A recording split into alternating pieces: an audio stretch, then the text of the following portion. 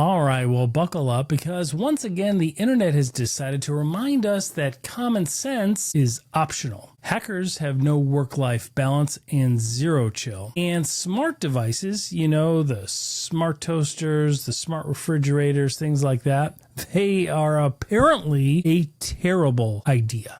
This month, we started our monthly collaboration with Zack Moscow, a locally famous Nashville musician and technologist, along with Dr. Sergio Sanchez, a medical doctor, a former Apple executive, and a video game designer involved in most of the popular games you and your kids play. And, well, me also, because I guess it's my show. We call this Crime, Hackers, and AI Stories. Crime, Hackers, and AI Stories, and those acronyms add up, CHAOS, to chaos. So this week on Chaos, we've got Chinese threat actors jailbreaking an AI like a cheap rental, a Cloudflare meltdown that basically face-planted half of the internet, scammers turning Apple's Find My feature into Lose Your K, and yes, the legendary casino breach that started with a fish tank. Because why breach a firewall when you could breach, well, a goldfish? And just when you think humanity couldn't get any more gullible, say hello to ClickFix, the new attack where the hackers don't even hack you. You hack yourself. They literally get you to copy and paste their malware into your own systems like a loyal, unpaid intern. And stick around for our brand new game that we play during the show. It's called Hack or Hype. It's the world's fastest cyber trivia showdown where even we don't know if the headlines are real or as fake as a Kim Kardashian Instagram filter. Welcome to Chaos, the only real cyber show where the stories are real, the human and economic damage is ridiculous, and the only rule is don't become the next headline. This is Cyber Crime Junkies. Let's dive in.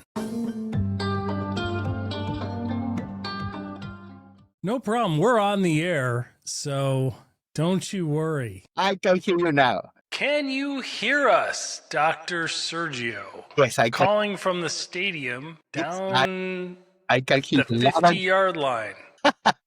So now you're playing with it. Yeah, and this is what, you get grown men toys. This is what we do. It's absolutely. To quote President Kennedy, if not us, who? And if not now, when? Exactly. Right? That's why we're going to the moon. Yes. So, Perfect. welcome, gentlemen. And I use that term with utmost respect. How are you guys? Hello, very good. Yourself? I'm doing great. So It's I'm the doing holidays. great too. Happy to be back with you guys. Yeah. Right before Thanksgiving. So we have some things about today that are going to be a little different. So first, let me do this. First off, a message to our listeners. We want you to participate in these monthly informal discussions that we're having. If you have an interesting story you see in the news, anything technology or AI related, we'll go do the research and bring a summary. One of us will bring it with us each month. So each month, the three of us are going to get together for a quick episode with each one of us bringing one story each and sharing it with each other and the audience. There's a lot of crazy crap out there, and we all want to keep abreast of what's happening and stay on the pulse. So there's also a lot of noise. And so this allows us to kind of percolate what's interesting to people and what's important. But we also want to have you, the listener or the viewer, to help us participate. First, we want to name this segment. Like, what are we going to call this when we get together every month? We're going to give everybody a vote. So you can reach out to us if you're listening on audio or if you're watching on YouTube. You can text the studio directly, submit in the name of the show that you think this should be called. Once a month, we're going to get together. We're going to do this. You can text direct right to the studio at 201-4652. That's 201. Oh, sorry. I totally got the number wrong. So, hey, let's do this. I'm going to edit that out, or I might leave it in. But for those that may never look at the show notes, we have a link right in the show notes where you're able to click on it and text the studio directly. And We get all of those messages. But for those that don't, you text direct to the studio. You text the code 201-4652. That's 201-4652. You text that code to phone number 904-867-4466. That's 904-867-4466. But wait, there's more. It's 904-867-4466. You text the code 201-4652, and then you leave a message. It could be a long message. It could be a short message. You could say hi. You can tell us to F off. Wait. F off. Like whatever you want to do, you can do that, but it's fine. We will get your message. So we also want to take the time to ask everybody that watches us on YouTube, could you please subscribe? We are weeks away from being monetized on YouTube, and if we can get a few more subscribers, then we'll start to do this thing maybe live on YouTube, have you guys engage with us one-on-one. It's free to subscribe. We will not mail you. We will never, ever, ever sell your data. So what are we going to name this segment? I've come up with 5. I'm open to listener suggestions and my 2 esteemed colleagues and your suggestions. Here's the 5 names that I've come up with. What the What? True Cyber Stories. Breaches, Hacks, and WTF Moments. That's number 2. Number 3, 0-Day Stories. What we all missed this month. Number 4, the Darknet Download. The Dark Net Download. Very ominous. Yes. Or my personal favorite, Hackers Gone Wild Monthly Edition. I really like that one. I thought it was great, but give us your vote. You can text to the numbers 201-4652.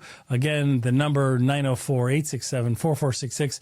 You can leave your message there or simply message us by email at cybercrimejunkies@gmail.com. That's cybercrimejunkies@gmail.com. Or you can access Kylie, our producer, at info@cybercrimejunkies.com. That's info@cybercrimejunkies.com. David, So- in the history of crowdsourcing internet or names on the internet, I would expect prepare yourself for some submissions along the lines of like Cyber McCyberface or Yes. similar. Yes, convention. I'm thinking it's going to be fantastic. Yeah, but we can't wait. Please submit So- your best ones. But wait, there's more. But wait, there's more. We have a new segment here on our monthly episode that's going to be called something, but soon to be named. This segment, we can choose the name as well. It's either called Clickbait or Cyber Fate, or it's either called Hack or Hype, or it could be called Breach or shit. Bull, right? It could be called Breach or that, or Clickbait or Cyber Fate, Hack or Hype. So I'm going to read a headline to you two gentlemen. You guys, and what's great for the listeners is these guys are like busy, like at work. They got families. It's the holidays. They have no time for me or any of this shenanigans. But I bring them more and more stuff to go down this rabbit hole. So I'm going to read a headline. You each have 5 seconds to call it. Okay. And you will either tell me whether it's true or if it's made up.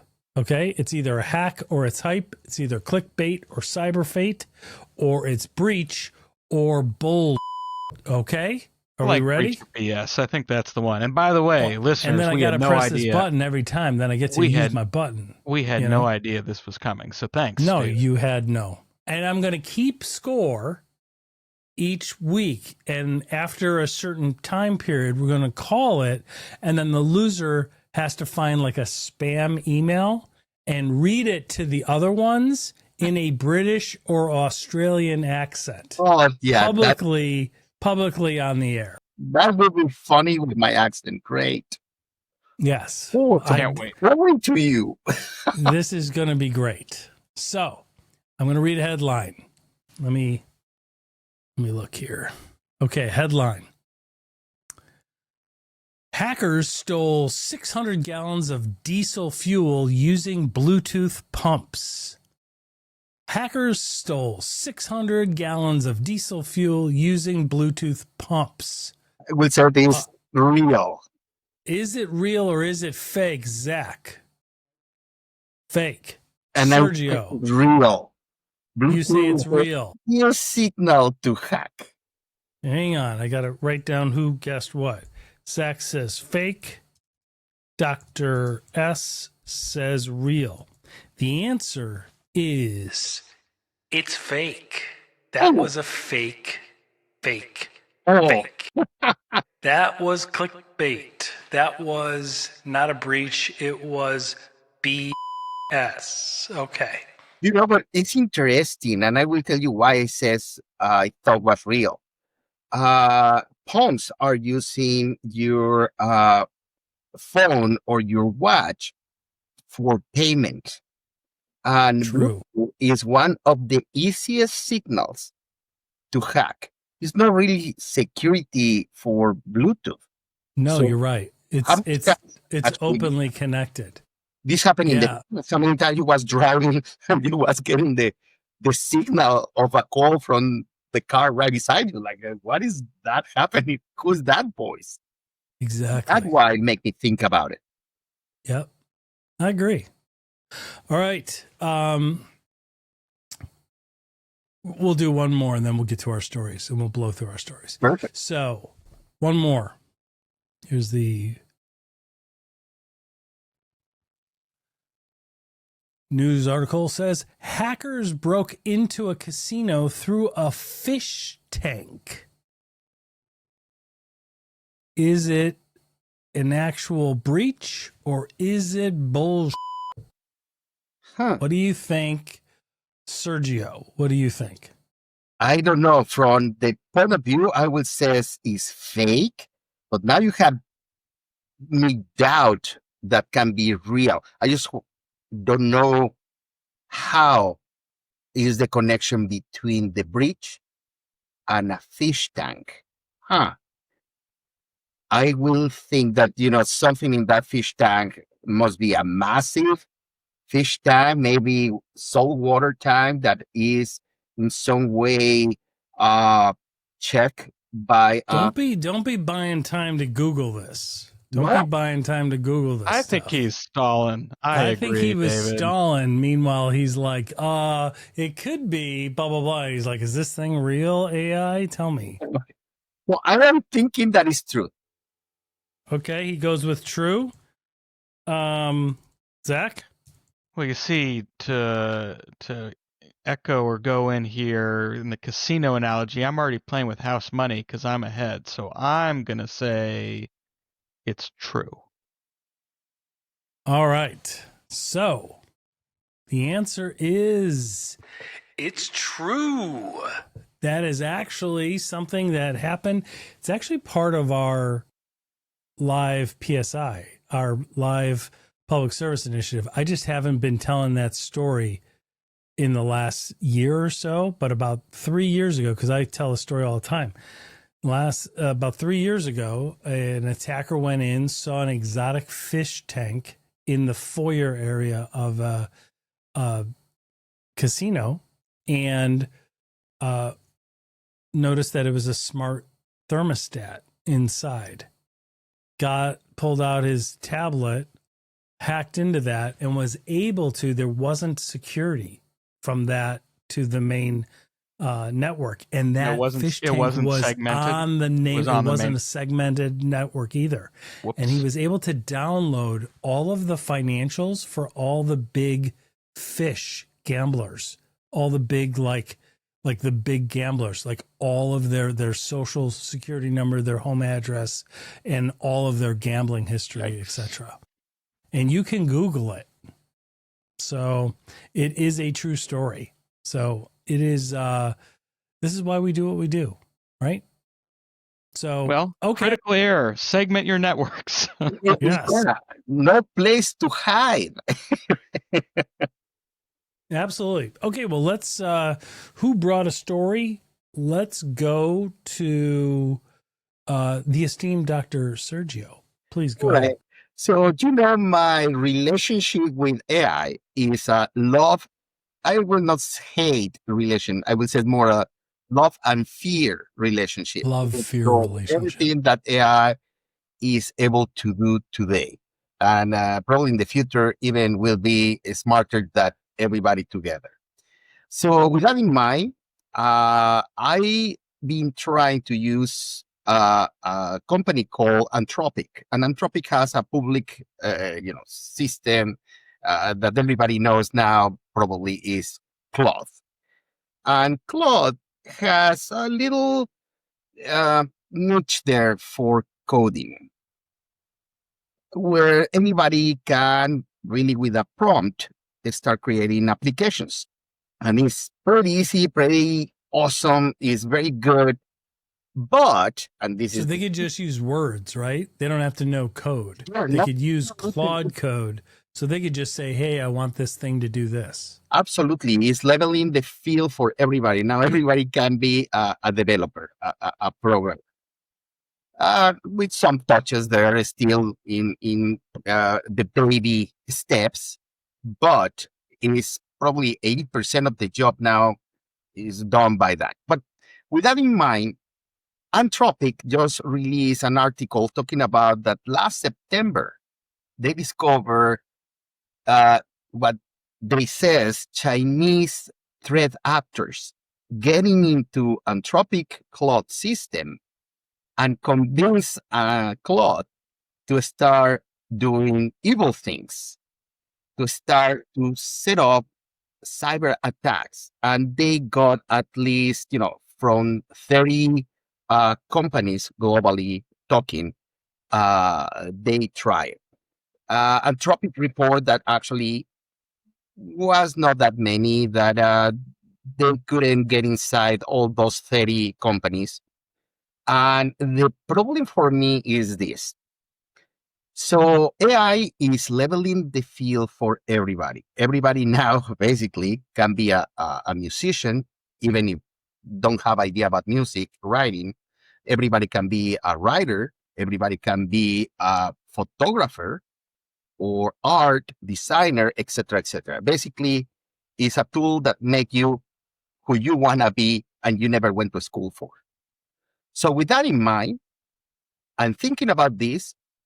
What will stop people with the knowledge to create their own LLMs, their own agents on house, on their own premises without restrictions for them to these AIs make evil things? Number one. Number two, when we are talking about somebody that is hacking at that level, that person has a knowledge and normally goes one, maybe two, three per week, because you need some time to, investigate the victim, check the possible points of entrance, and goes for there. Now with AI, you can automatize this. You Right. can just create the agent and run it wild out there. Wow. So imagine the So, problem there. so they use that to breach 30 some large organizations. Holy cow. Just by prompting a publicly available AI. That's correct. That is correct. So that is the thing that keep me awake, number one. But yeah. Number two, yes, what will stop? The question for Anthropic was, and for everybody else, why these guys use a system that know that when you ask something for that system to do bad, what they choose that? And it's not really an answer yet for that. Like, well, maybe because why invent the wheel when already you can get it from somebody else? So, but that don't stop them to make a copy of a LLM, adjust it for whatever they want, and there we go. So Yeah. that's number one. and we are going to be following that information. The another one, very fast, is the new, kind of new scam out there that we know. That is when you lose your phone, iPhone in particular. The new operating system is allowing you to use basically the option of find my phone or find my friends. In that situation, now you have the option also to put a message if you get your phone stolen or again, is lost, and somebody open it, well, that will come with a message like, hello, how are you? You can put, it's a customized message that you can put there. But you will say, please contact, for example, David or Zack at this telephone number. And now these scammers are using that information and the information of your phone to say that they are Mac, that they are Apple. Like, hi, we are contacting you from Apple. We know you lost your phone. Oh, wow. Your phone, because, now the scammer has the phone in the hand and says, your phone is an iPhone 16, Max Pro, blue color, blah, blah, blah. Please send this information. Or they send you a fake iCloud page. Like, please go to this website to be sure that you are the owner of the phone. Authenticate yourself, Your right? username, your iCloud name, and your password. Boom, there is.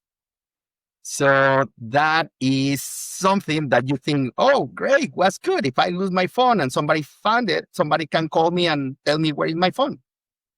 Right.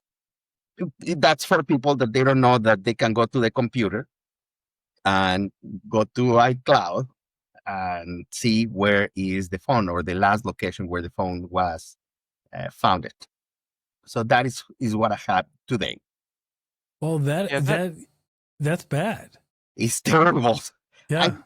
I'm going to tell you a very fast anecdote that when I was working for Apple, did you remember when Samsung, I think was the 7, has a bad issue with batteries? And somebody in a airplane, the phone exploded and was a big deal about it. And I remember this. Yeah, Samsung I remember that. asking for the phone bags, etc. Was a retrieval there.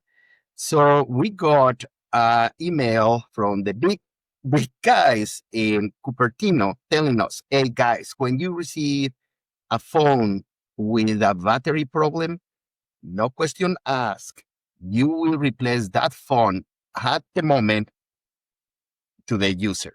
We don't want to have bad reputation that our batteries are causing issues either. Really? Huge so it was liability. a business decision. It was a business decision, but it creates a risk. Well, let me tell you what happened. So from that moment, somebody discovered that if you bring a bad shape phone, that phone was going to be replaced for a new one. No questions asked. And was a moment, and I was in charge of the Genius team in New York, that we have a guy coming almost every week to replace not one, but sometimes 2, 3, 4, 5 phones. And okay, here, give me the bad ones, here is the new ones. And one time, the guy showed up with 12. That's got to be a red flag. Nobody legit, unless he's a heavy user. He uses his phone, yeah, about 120,000 hours a day. He's got a bunch of kids. They all got phones, right? Yeah. So I stopped the people there. And said, wait. This guy's coming with 12 phones. This is very fishy because last week came with 3. What is happening? So I went out and I started talking with him like, hi. So I noticed that you're bringing a lot of phones. What happened? Like, oh, no, it's because, my friends give me the phone and I want to help them because I live close, blah, blah, blah. Okay, no problem. Can I have the phones? And at this moment, and I was kind of lying, we don't have 12 phones, but I'm calling the another stores to see if they have it and they will send it to me. And if you want to stalled. So Yes. you stalled, just like you did earlier when we had that game that we were playing. But I When promise. you were looking up the answer. So, with that in mind, I went in the back and I asked one of my guys, hey, can you run the serial numbers and see where the phones were acquired? So one thing that's amazing about Apple is that they have all that information. So you buy a phone and they Yeah. know the day, the Yeah, they time, know everything. whatever. Yeah. Yes. So he came back to me, my guy, and says, hey, all these phones are not from United States. All Oh, these you're kidding. are reported that they got acquired in England, Spain, France. Oh, so Like, so okay. they're going and they're stealing it from people there. Okay, well, They're whitewashing. It's like laundering the money. They're laundering it. It's exactly what happened. So I went out and I said, hey, so I discovered that these phones, the people that you says they give you the phones, they didn't buy the phones here. And he swear, no, yes, blah, blah. Okay. So believe it or not, I used to play indoor soccer when I was living in Albany, New York. And one of the teams I used to play with was friends from the FBI branch in Albany. So I called one of my friends, like, this is so weird. I'm calling you because this is happening. And I really think it's a scam. What can I do? What I do? And he says to me, well, don't worry. I will send two of my guys there. And says, oh, no, you cannot do that. If I see two cops coming to the store and with all these people here, they were going to get scared. Like, no. They are going to be dressing in jeans. They will ask for you. You just, tell who is the guy. All right, perfect. So I did that. These two guys came, these two agents, no identification whatsoever to scare people. And they took the guy out. They did. So you waited until the guy came back. Hey, yes, I have. So time passed, and I have another game with my friend. I says, hey, 3 weeks ago, what happened with that guy that came? Like, oh my God, what happened was that. So they discovered that this guy was buying these iPhones for like $10. Already with a punched battery, which you see the phone inflated, for $10. And then he was going to stores to replace it for new phones. So that was the laundering. And then he was selling the phones. Pretty good scam. And that time, more or less, the phone started to be between $700 to $1,000 phones. Wow.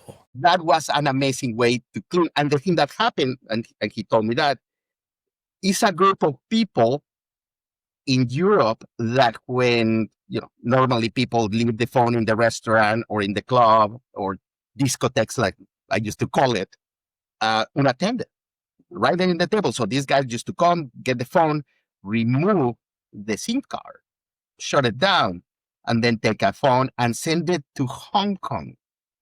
And in Hong Kong, they used to be like able to open a little bit the phone, puncture the battery, and then sell it for $10.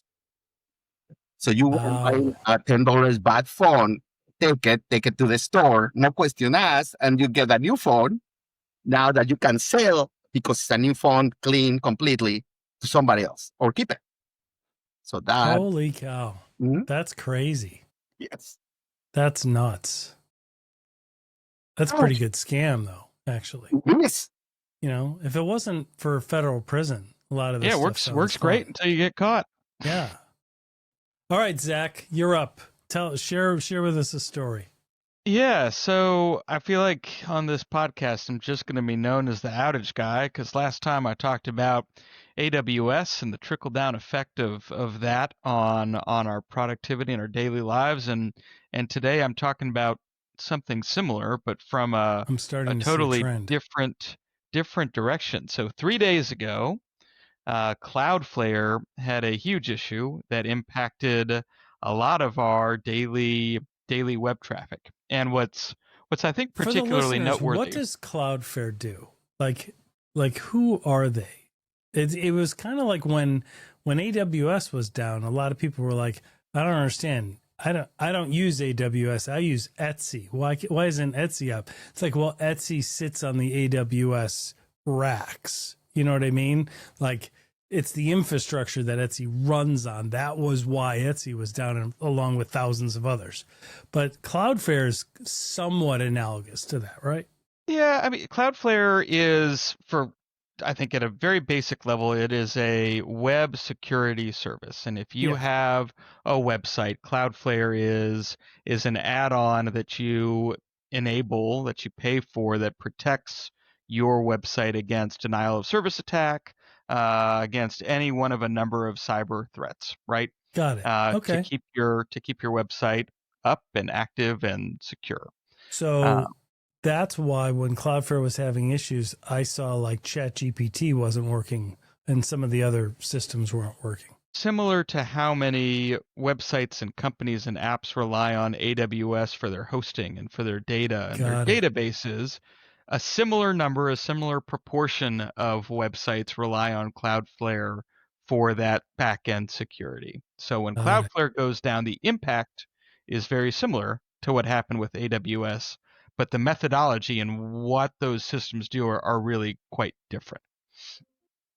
What's interesting to me about this, and I want to be brief, I know we're already kind of running long, is there were signs, there were symptoms of what happened with Cloudflare that really suggested or looked like they may have been attacked, that they may have Yeah, been like it breached. was a breach. But they've come out, right? Haven't they come out and said no? Come out and said no. It was a simple configuration change.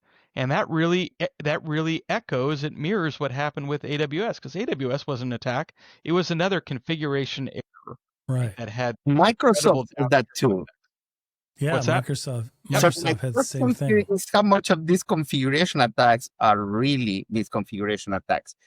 And I'm going Right. to tell you something, and I don't want to be the conspiracy guy here, but when you have somebody able to change anything in the configuration, I mean, you, me, and Dave, we will run it first in a sandbox.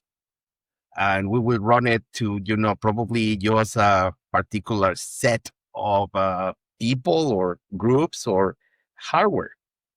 When you are doing that, like, yeah, press the red button. Let's see what happens. It's something that doesn't make too much sense. Plus now, and again, you have AI. And I'm sure that probably, hey, if I change this parameter Yeah. in this configuration, what could happen? So that to me is it's kind of weird. Yeah. Good point. It is weird. I think what's interesting about this is I'm sure they did test it. They just tested it at a small scale, and what they learned as they rolled this out, what it was doing was just creating a file, and this file is supposed to be very small, a few kilobytes that's going to be loaded on a web page, and for some reason it made this file very, very large. And the trickle down of printing that file to every request and every page load just absolutely stressed their network and stressed their ability to load pages. So a very, very small thing, very minor configuration change that they figured out in an hour, that they patched and fixed within 2 or 3 hours, had ripple effects, that covered the entire internet. So, moral of the story, were these fundamental systems, these backbones like AWS and Cloudflare, a really, really minor, seemingly trivial mistake in a configuration can have massive consequences. Yeah, it's a big flow down. All right, I will bring us home. So my story today is about a new attack called ClickFix. ClickFix. It doesn't trick you into clicking a bad link. It tricks you into literally copying and pasting the hacker's code into your own computer. Let me say that again. You don't click a link or download a document. You literally copy and paste the hacker's code that they give you, and they fool you into copying and pasting. So it's exploded. Check this out. 500% this year, and it hits across the board. Windows devices, Windows operating systems, Mac operating systems and Linux operating systems. The worst part is it often looks like a legitimate Cloudflare, Salesforce, HubSpot, or Microsoft security tech. And it affects both business people, like employees at organizations, as well as families and individuals. So the good news is that once you know the trick, it's actually easy to beat. So think about it like this. Multi-factor authentication, we all talk about it. It's important, right? We have to do multi-factor authentication. You have to log in, check this. And what happens sometimes when that glitches? Like a CAPTCHA shows up, right? The picture of like, click on the number of boxes that show the motorcycle, click on the number of boxes that have the bridge or whatever, right? So CAPTCHA issues can occur when authenticating. So that's where ClickFix kind of comes in. That's where the hackers created this. So instead of sending you a file to download, it shows you a fake error page that looks like it's from the site you're trying to log into or a legitimate site like Microsoft, HubSpot, Salesforce, Cloudflare, etc.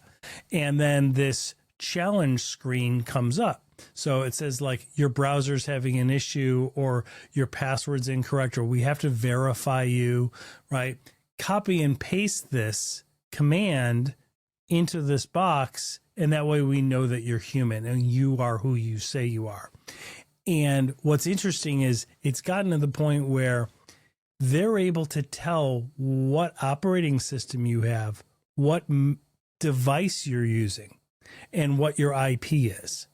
So they're able to say, hey, this shows you in Lexington, Kentucky, or in Indianapolis, but you're logging in, it looks like from France. So to verify that, and this is a legit looking Microsoft site, copy this code and it's just a short little phrase of letters and numbers, right?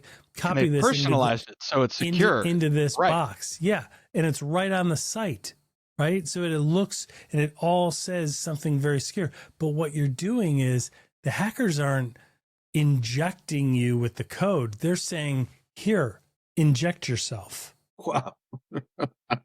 Is that not ridiculous or what? So the page can detect your operating system, tailor fake instructions to you.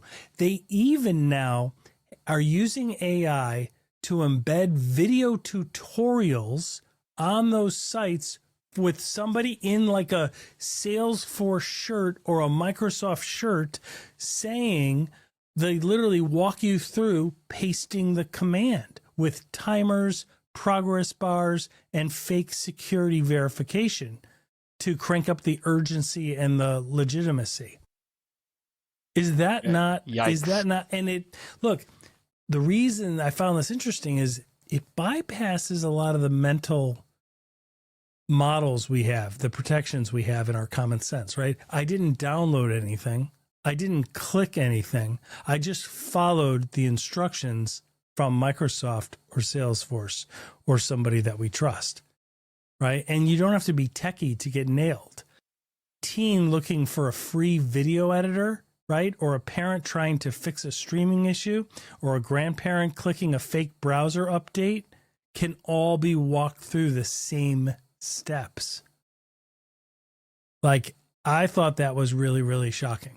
So they no longer have to trick you into clicking something. They just trick you into pasting the bomb into your own machine. And they're using AI to make the instructions look like it's coming from IT if you're an employee of something trying to log in, or it's a software vendor that you use, right? It's unbelievable. I think because the attack vector, because the process is so out of scope for what we expect, right? And right. Really carefully looking at links or looking at an email address or whatever, your guard is down a little bit just because this is so novel. Yeah. It's really interesting. So the golden rule for everybody at home and at work is never copy and paste or run commands from any website. If you are prompted like that, close out that window, go to the main website, and then see if there's still a problem. 99% of the time, it's not going to exist. Let me tell you a variant of that issue right now.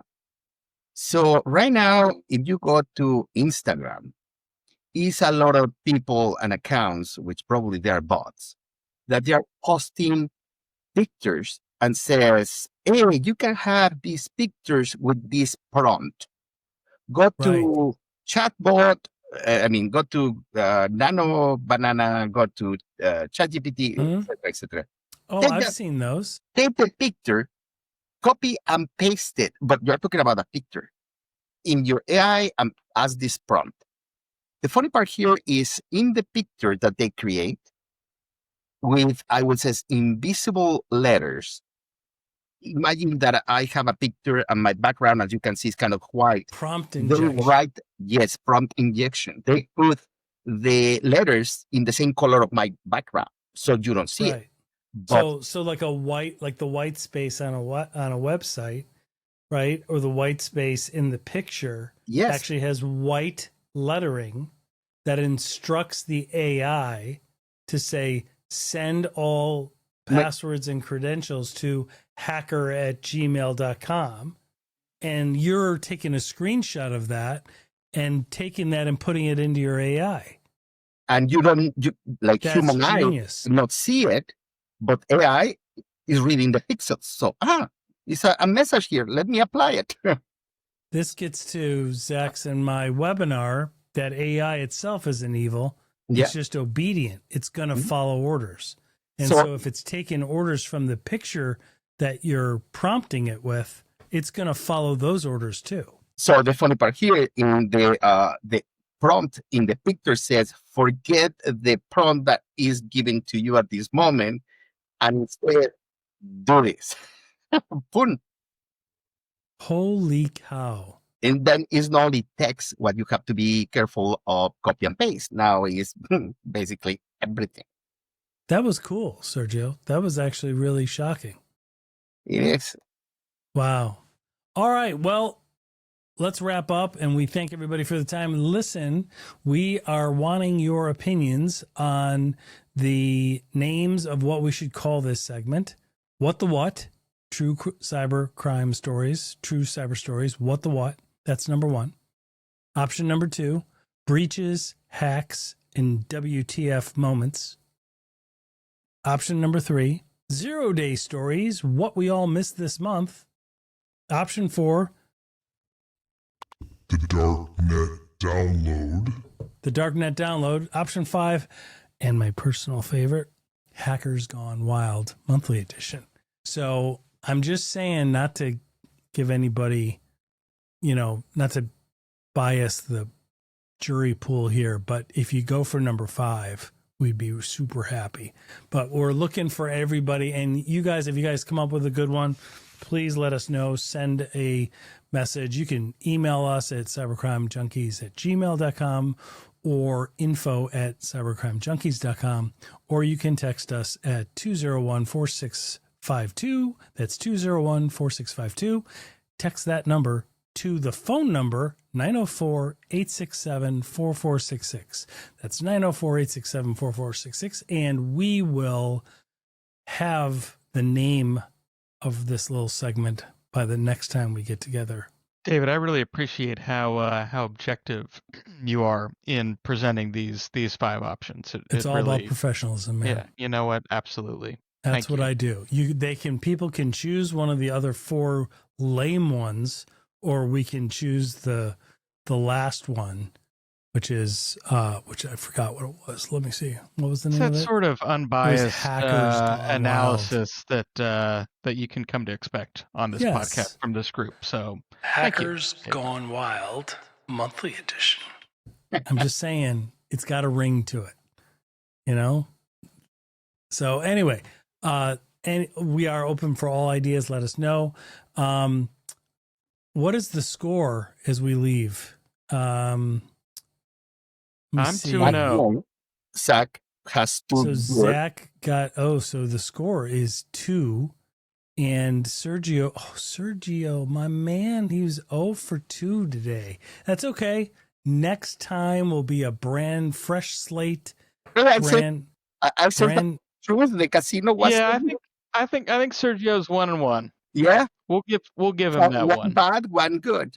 I think he was doing some research. You're right. I think he was doing some research, but that's okay. I take that back. You're right. 1-1. You both got the fish tank one right. You both got it right. Okay, so it's 2-1. Oh, those are good scores.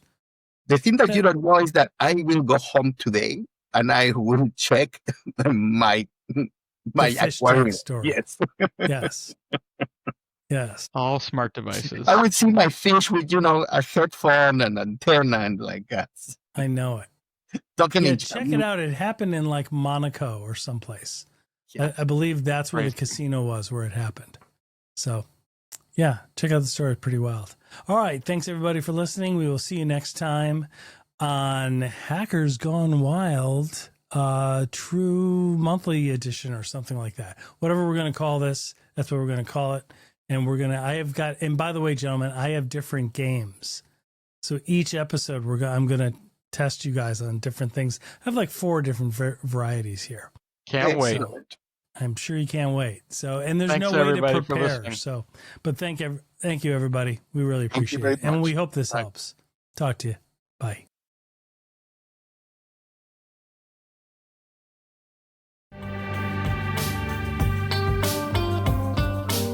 Catch us on YouTube, follow us on LinkedIn, and dive deeper at cybercrimejunkies.com. Don't just watch, be the type of person that fights back. This is Cyber Crime Junkies. And now the show.